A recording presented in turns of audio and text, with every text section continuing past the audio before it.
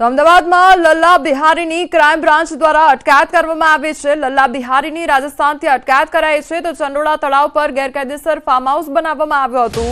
લલ્લા બિહારીના પુત્રને પણ crime branch દ્વારા ધરપકડ કરવામાં આવી છે। બાંગ્લાદેશીઓને રહેવા માટેની વ્યવસ્થા કરી આપતો હતો આરોપી ગઈકાલે ક્રાઇમ બ્રાન્ચની અલગ અલગ ટીમો બનાવી લલ્લા બિહારીને ત્યાં સર્ચ પણ કરવામાં આવ્યું હતું। સર્ચ દરમિયાન રોકડ તેમજ દાગીના સહિત અનેક દસ્તાવેજો ક્રાઇમ બ્રાન્ચે જપ્ત કર્યા છે। સંવાદદાતા ઋત્વિજ અમારી સાથે જોડાઈ ગયા છે। ઋત્વિજ, લલ્લા બિહારીની ધરપકડ ત્યારથી લઈને અત્યાર સુધી શું અપડેટ પ્રાપ્ત થઈ રહ્યું છે?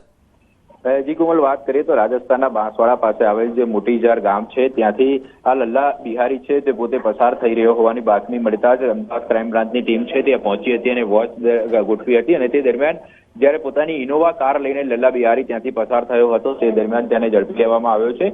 ખાસ કરીને અત્યાર સુધીની પોલીસ પૂછપરછ દરમિયાન સામે આવ્યું છે કે લલ્લા બિહારી છે તે પોતાના વતન ઉત્તર પ્રદેશ જવા માટેની ફિરાકમાં હતો અને ત્યાંથી રાજસ્થાન થઈને તે પોતે ઉત્તર પ્રદેશ જવા માટે નીકળ્યો હતો અને ત્યાં ગયા બાદ તે પોતે તેની રહેવાની વ્યવસ્થા સહિતની જે વ્યવસ્થા છે તે કરવાની ફિરાકમાં હતો।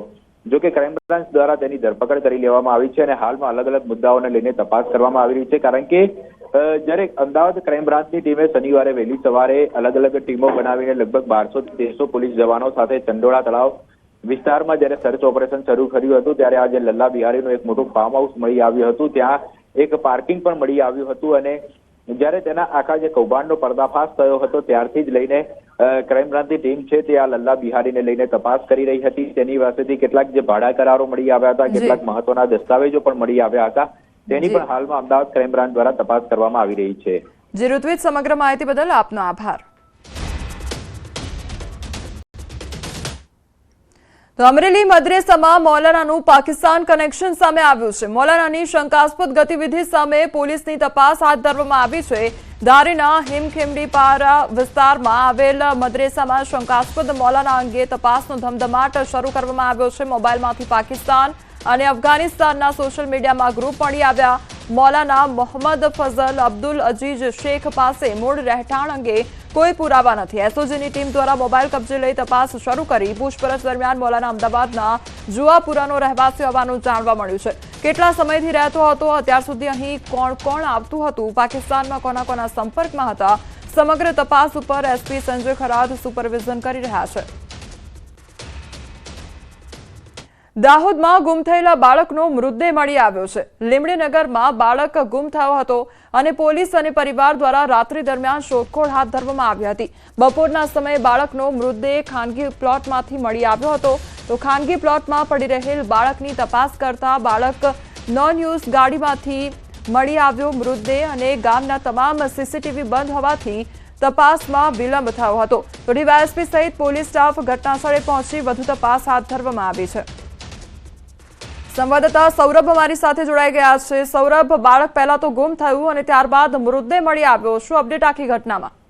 બિલકુલ કહી શકાય કે જે ગતરોજ લીમડીનગરમાં એક 12 વર્ષીય બાળક છે તે પોતાના ઘરેથી નીકળ્યો હતો અને ત્યારબાદ બાળક ગુમ થયાના પરિવારને જાણ થઈ હતી। જો કે પરિવાર દ્વારા તેની શોધખોળ પહેલા તો તપાસ હાથ ધરવામાં આવી હતી। બપોરથી લઈને સાંજ સુધીમાં પરિવાર દ્વારા તપાસ કરવામાં આવી હતી, પરંતુ બાળક ન મળતા છેવટે લીમડી પોલીસ સ્ટેશન મથકે જાણ કરવામાં આવી હતી। ત્યારે લીમડી પોલીસ અને પરિવાર દ્વારા જે રાત્રિ દરમિયાન પણ બાળકની શોધખોળ હાથ ધરવામાં આવી હતી અને પરંતુ તે બાળક રાત્રિ દરમિયાન પણ નહીં મળ્યો હતો અને આજે જે બપોરના સમયે એક ખાનગી પ્લોટની પાર્કિંગમાંથી જે ગાડીમાંથી બાળકનો મૃતદેહ મળી આવતો સમગ્ર પંથકમાં ચકચાર મચી જવા પામ્યો હતો। જો કે કહી શકાય કે લીમડીનગરમાં જે સીસીટીવી લગાવેલા છે તે સીસીટીવી શોભાના ગાંઠે સમાન હોવાના કારણે જે તપાસ પણ વિલંબ થઈ હતી, ત્યારે હાલ તો ડીવાયએસપી અને પોલીસ સ્ટાફ ઘટનાસ્થળે પહોંચીને વધુ તપાસ હાથ ધરી છે। જી સૌરભ, સમગ્ર માહિતી બદલ આભાર। સુરતના છોટા બજારમાં દબાણ દૂર કરવાની કાર્યવાહી હાથ ધરવામાં આવી છે। જનરલ હોસ્પિટલની ફરિયાદ બાદ તાત્કાલિક એક્શન કરવામાં આવ્યું છે અને એમ્બ્યુલન્સ પણ ન નીકળતી હોવાની રાવ ઊભી થઈ હતી તો બજારમાં એટલું દબાણ હતું કે ઇમરજન્સી સેવા એમ્બ્યુલન્સને પણ પસાર થવામાં મુશ્કેલી પડતી હતી, જે અંગે જનરલ હોસ્પિટલે ગૃહ રાજ્યમંત્રીને પત્ર લખ્યો હતો, જે બાદ તાત્કાલિક એક્શન લેવામાં આવ્યું હતું। તો આ માટે હવે આ વિસ્તારમાં કાયમી ઉકેલ આવે તે માટે મનપા તંત્ર સાથે પોલીસ પણ સંકલન કરશે। આ વિસ્તાર માટે જનરલ હોસ્પિટલ પ્રમુખે પત્ર લખીને રજૂઆત કરી હતી કે ભારે દબાણને કારણે લોકોને પસાર થવું પણ મુશ્કેલ બની રહ્યું છે અને દબાણો દૂર નહીં થાય તો સદીઓ જૂની સુરત જનરલ હોસ્પિટલને તાળા લાગે તેવી સ્થિતિ પણ બની શકે છે। આપણને એવી મળી હતી કે અહીંયા એમ્બ્યુલન્સને આવવા જવા માટે રસ્તો નથી મળી રહ્યો, પાર્કિંગ ગમે તેમ થઈ જાય છે. તો આપણે તો રાઉન્ડ અપ ચાલુ જ હોય છે પીસીઆરનું, પણ આજે આપણે એકદમ સરપ્રાઇઝ ચેકિંગમાં આવ્યા ને ખરેખર વ્હીકલો અહીંયા પાર્ક થયેલા છે. ગીર સોમનાથના કોડીનારના ગોહિલની ખાણ ગામે નવા ગામતળની 8 દુકાનોના દબાણો દૂર કરવામાં આવ્યા છે. કલેક્ટર દિગ્વિજયસિંહ જાડેજાની સૂચના અને માર્ગદર્શન હેઠળ અંદાજિત 25 લાખના દબાણો દૂર કરવામાં આવ્યા. ઉલ્લેખનીય છે કે દબાણો ગામની સ્કૂલથી એકદમ નજીક કરવામાં આવ્યા હતા અને આ જગ્યા પર સરકાર દ્વારા નવા ગામતળ ફાળવીને વિવિધ યોજના અંતર્ગત મફત પ્લોટ ફાળવવાની જગ્યા હતી, જેથી આ જગ્યા પર કોમર્શિયલ દબાણો કરી આર્થિક ઉપાર્જન કરનારા તત્વો વિરુદ્ધ કડક કાર્યવાહી પણ કરવામાં આવશે. અબડાસામાં ડિમોલિશન કાર્યવાહી સામે ખુદ ભાજપના જ ધારાસભ્યએ વિરોધ નોંધાવ્યો છે.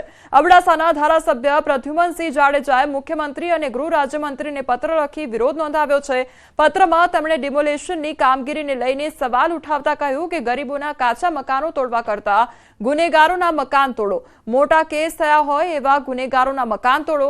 જ્યાં ડિમોલિશન કરાયું ત્યાં કોઈ વિકાસ કામગીરી કરવાની થતી નથી, તો તાત્કાલિક અસરથી અબડાસા વિધાનસભા વિસ્તારમાં દબાણ હટાવ ઝુંબેશ બંધ કરવામાં આવે તેમ જણાવ્યું છે. પાટણમાં આવેલી મૌલાના મહેબૂબ યાકુબની દરગાહને લઈ વકફ બોર્ડનો હુકમ જારી કરવામાં આવ્યો છે.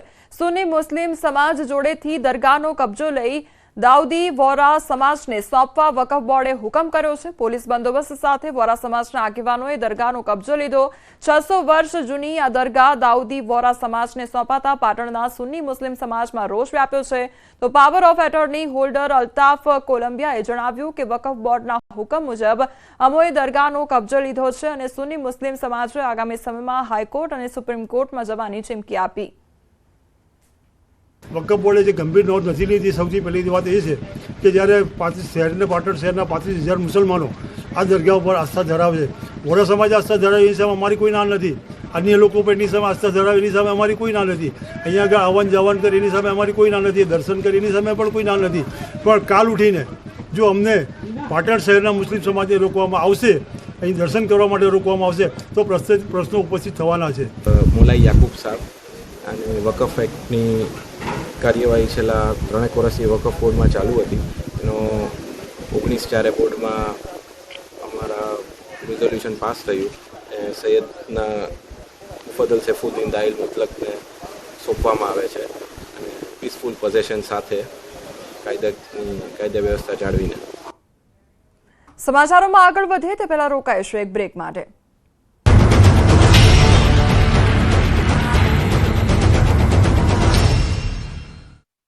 जियो होम पर डेट બનાસકાંઠાના ભાભરમાં રેલી બાદ બબાલ. રેલી બાદ ટોળાએ બજારને બાનમાં લીધું. ટોળાએ ધોકા પાઇપ સાથે લારીઓમાં કરી તોડફોડ. ખાણીપીણીની લારીઓ પણ ઊંધી વાળી દીધી. ભાભરની બજારમાં વેપારીઓને ધમકાવી દુકાનો બંધ કરાવી. તોફાની તત્વોએ કોઈ